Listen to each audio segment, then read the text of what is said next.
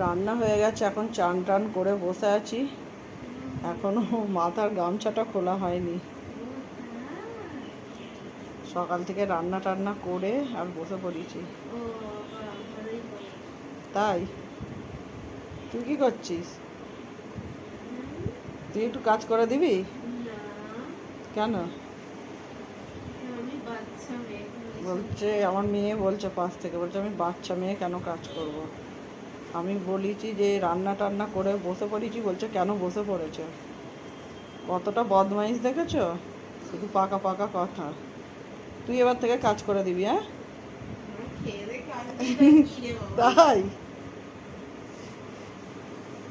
তোর বদমাইশি বের করছি। এখনো পাপা আসেনি। রান্না হয়ে গেছে, বসে আছি।